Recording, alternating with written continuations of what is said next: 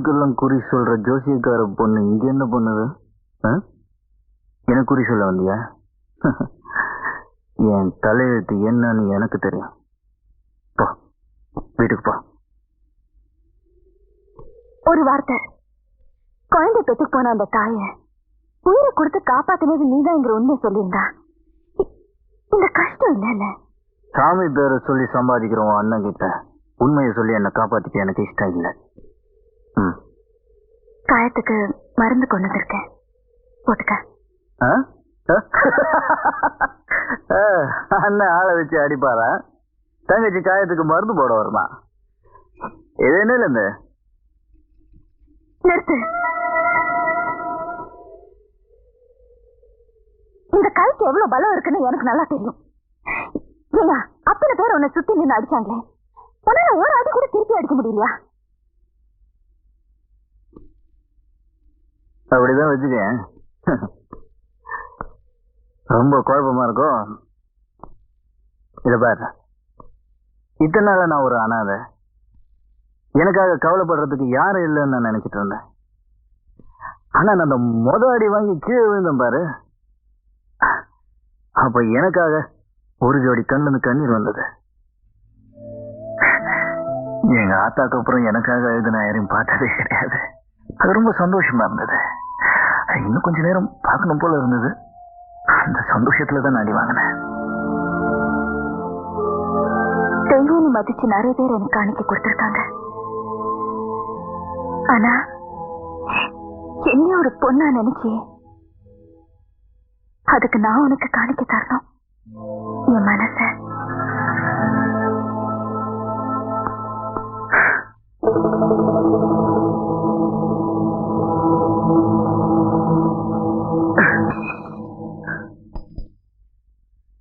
இத பாரு, நீ யாருன்னு சரியா புரிஞ்சுக்காம பேசிக்கிட்டு இருக்க.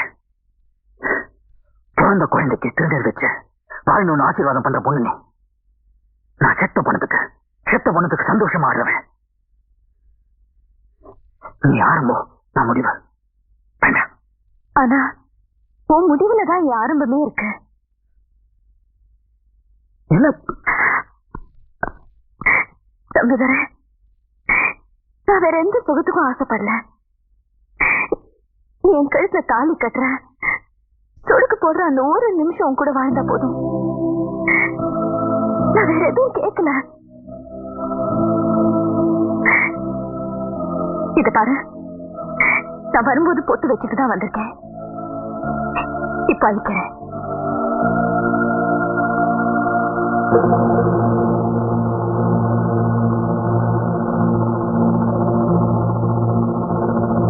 இனிமே என் நெத்தியில பொட்டுன்னு ஒண்ணு இருந்தா அது நீ வச்சதாதான் இருக்கும்.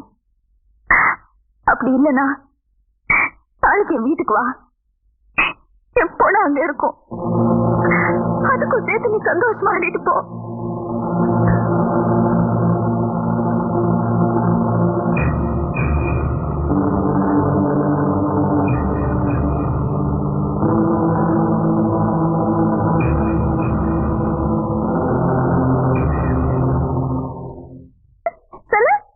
என்ன என்ன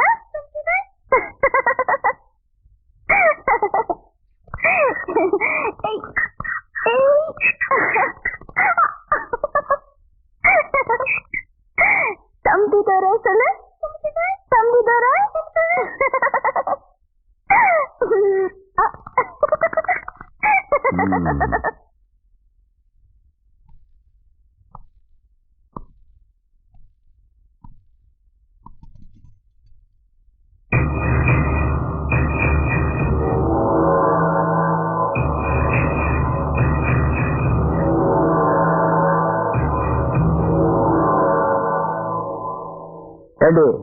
ஏதோ வீட்டை கூட்டணுமா, கோலம் போட்டோமா, சமையல் பண்ணோமான்னு இல்லாம மத்த ஜோலியெல்லாம் பாக்குற மாதிரி இருக்கு. அப்படி ஒண்ணும் இல்லைங்க. அப்படியா? அப்படிங்கிற நீ சொல்றது சரியா இல்லையான்னு குறி கட்டுருமா? ஏ பாண்டு, அந்த கிளியை எடுத்துட்டு வாடா. மாமா மாமா, நேற்று ராத்திரியே சொல்லிட்டீங்கல்ல, அதுதான் கையோட கொண்டாந்துட்டேன். என் தங்கச்சி உன்னை ரொம்ப செல்லமா வளர்க்கிறாள். எங்க அவ பேர் சொல்லு பார்க்கலாம். சொல்ல மாட்டேன், சொல்ல மாட்டியா? சரி, தினமும் உனக்கு பாலும் பழமும் கொடுக்கறாளே என் பொண்டாட்டி, எங்க அவ பேரை சொல்லு. சொல்ல மாட்டேன். சரி, இப்போ என் புத்தியை வச்சுதான் இந்த சொத்து சுகமெல்லாம் சம்பாதிச்சேன். நீயும் சொகுசா தங்க கூண்டுல இருக்க, எங்க என் பேர் சொல்லு பார்க்கலாம்.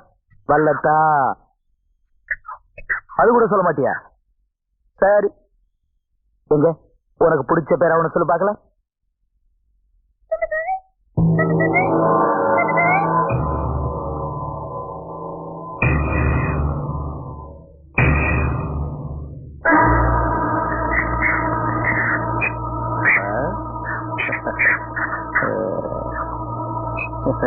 எங்க அப்பா பாட்டன் காலத்துல இருந்து எங்க பரம்பரையிலேயே யாருக்கு அந்த பேர் இல்ல. இந்த ஊர்லயே சாவுக்கு ஆடுறவன் பேர் தான் தம்பிதுரை. உனக்கு பாலும் பழமும் கொடுத்து பட்டுமத்தை விரிச்சு வச்ச பாடைக்கு ஆடுறவன் பேரை சொல்ற. பொண்ணையும் பாடையிலேயே ஏத்திடுற. தம்பிதுரை பேரை சொன்ன உன் சாவுக்கு அவனையே வந்து ஆட சொல்ற.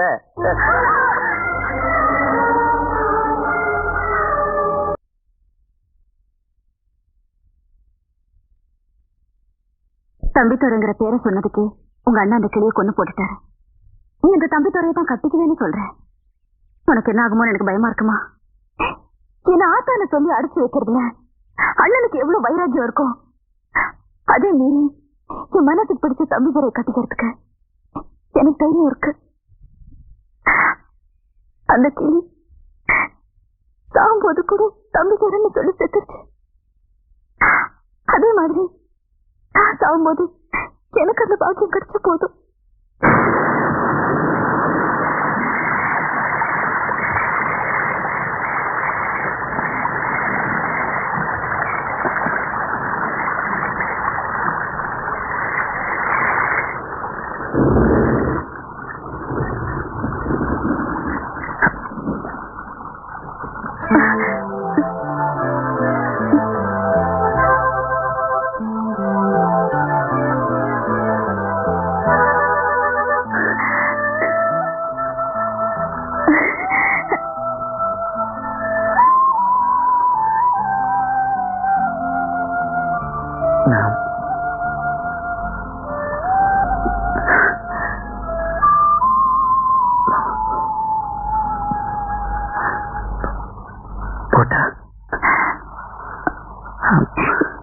இப்பதானே வந்த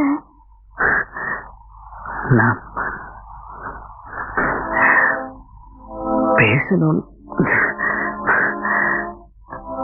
தம்பிதுரை கிட்ட நான் 2 சத்தியம் கேட்பேன். சரியா? இனிமே தம்பிதுரை குடிக்க கூடாது.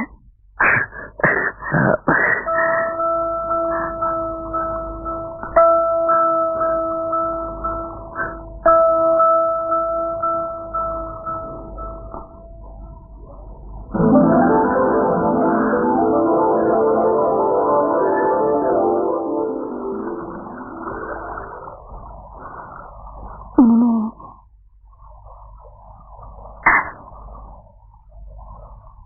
சாவுக்கெல்லாம் ஆடக்கூடாது.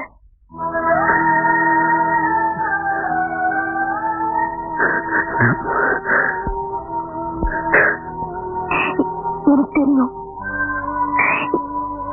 ஏன் ஆடுறேன்னு எனக்கு தெரியும். ஆனா நீ எல்லாரும் மாதிரி கௌரவமா இருக்கணும். அதுக்காக முழுசா மாறணும். ஆத்தான கூப்பிட மாட்டேன்னு உங்க அம்மா கிட்ட சத்தியம் பண்ணத அவங்க சாவர வரைக்கும் காப்பாத்திருக்கேன். அதே மாதிரி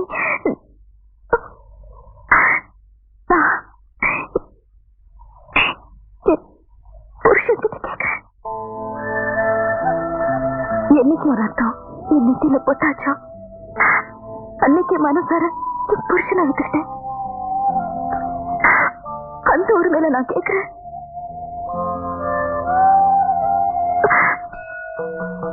சத்தியம் பண்ண